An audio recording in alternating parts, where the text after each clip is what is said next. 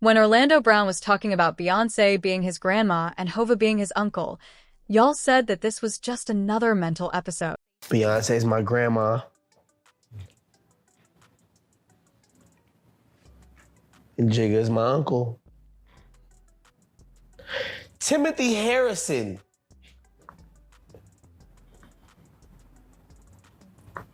is his real name. My grandmother's name is Helen Bradford. For those that want to know Beyonce's real name, and if you look up all her problems, bro, my grandmother's sick.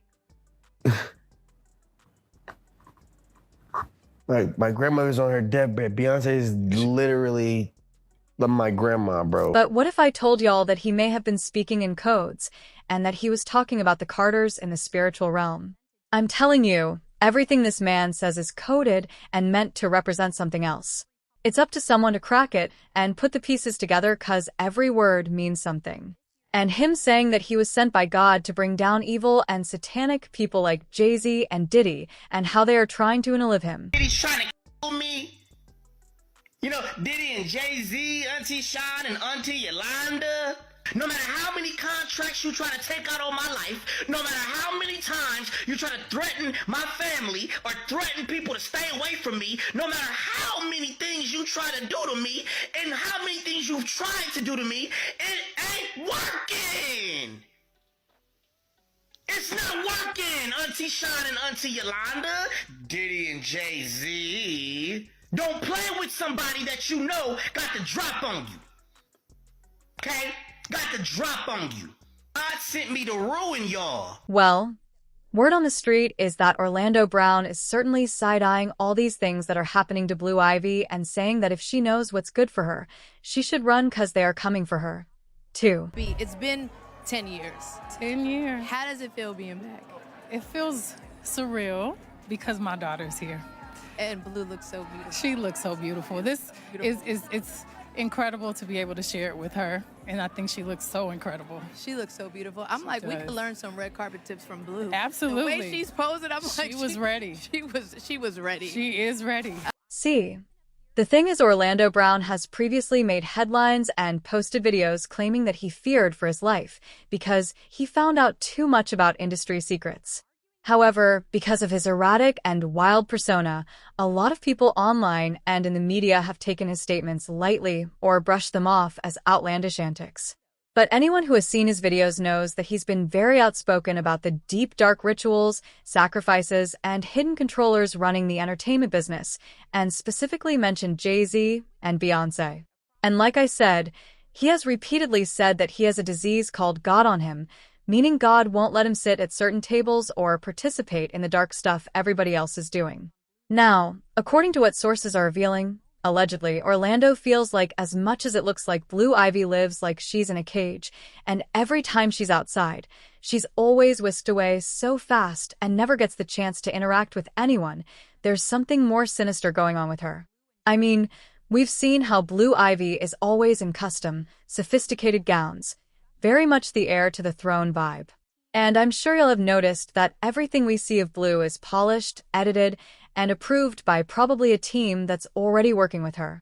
Yes, she's basically treated like a mini monarch, which sounds cool until you realize she has zero privacy and zero squad outside of family-approved circles that could be tied to the dark world. This is exactly what Orlando is hinting, that Blue Ivy is caught in the middle of these industry rituals, and she's allegedly being set up as the ultimate sacrifice or bargaining chip for the empire her parents built. And it's not like we've not seen all the alleged signs. I mean, right from when Blue was born, there were tons of conspiracy theories saying that she basically proved that Jay-Z and Beyoncé are purely satanic. Like how a rearrangement of Blue Ivy spells E-Love Evie, and the claim was that that was Latin for Lucifer's daughter. There were also claims that Blue is an acronym for Born Living Under Evil, while Ivy stands for Illuminati's very youngest. However, if there was an event which proved that Blue was kind of being prepped for something, it was the Met Gala. First of all, there's how they literally broke the age rule and allowed Blue to attend at just 14 costs since 2018. The Met Gala has had a strict age limit of 18, and the official reason was that organizers claimed the event is an adult-oriented fundraiser and not an appropriate event for people under 18. So, why was it so important for Blue to attend the event at that particular time? Honey, when people started piecing together the symbolism, they started insinuating that there was more to Blue attending the event. For starters, Beyoncé's dress was literally inspired by an art piece called The Visitor by Caroline Drouin, a Creole artist from Louisiana, and the artwork is literally a skeleton figure standing at somebody's door. The piece was created in 1944, and it symbolizes mortality, death, specifically an unwelcome presence of death. And when you go back and look at Beyoncé's Met Gala dress again, it starts to feel very intentional, especially because the Met Gala theme leaned heavily into dark artistic expression and the human body. As if this wasn't creepy enough, Blue was literally in a gown as if to indicate that she was being married off. People were also saying that Blue's shoes matched with Beyoncé's dress, symbolizing that she was walking in her mother's shoes now. And I thought that was very interesting to see because her shoes really did match her mother's dress and didn't even correlate with her dress.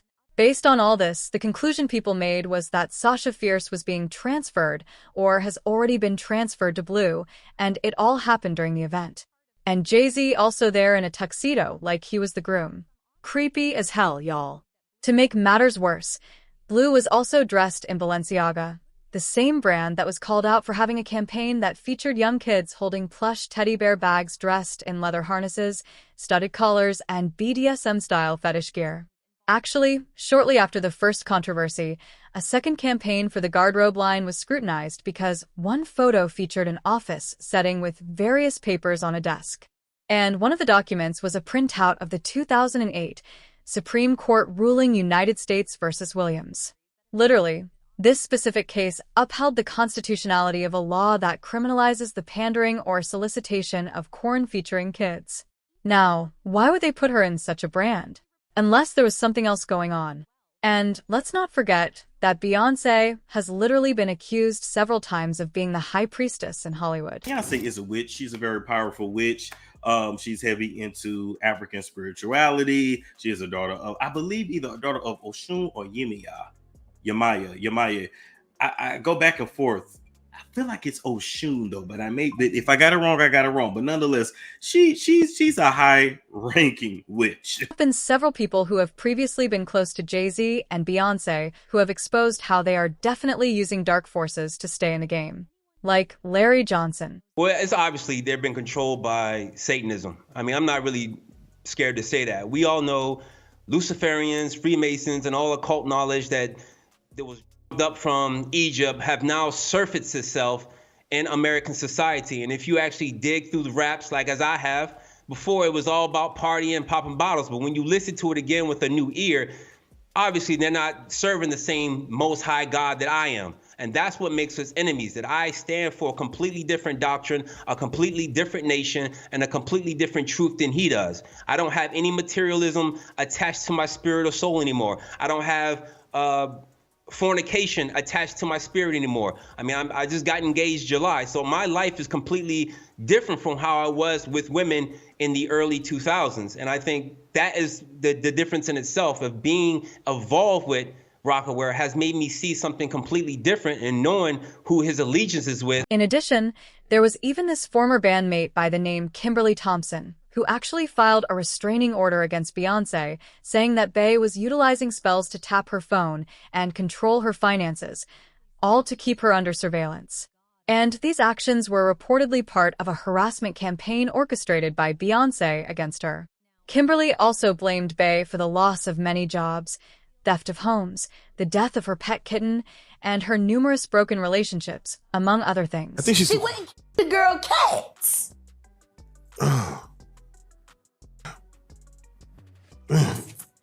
Okay. A girl went to court. But when Orlando Brown talks about these people being involved in rituals and sacrifices, you want to call him crazy. Honestly, if all these different people from ex-bandmates like Kimberly to artists like MIA to former rock insiders like Larry and outspoken whistleblowers like Jaguar Wright are all pointing to the same dark forces, then Orlando Brown talking about sacrifices suddenly hits way differently. If Orlando is right about the inner workings, the uncles, and the family tree of Hollywood, then his warnings about Blue Ivy shouldn't be taken as a joke. We should be terrified for that girl. I mean, it's beginning to look like a teenage girl who is literally just out here learning choreography, winning Grammys, and trying to survive her adolescence in front of millions is somehow the centerpiece of an ancient occult bargaining chip, and that Orlando Brown is out here playing the role of a modern-day prophet dropping coded warnings for our protection. But at the end of the day, I still gotta ask, are folks just way too bored and hyper-analyzing every single stage outfit, side-eye, and cryptic interview Orlando gives?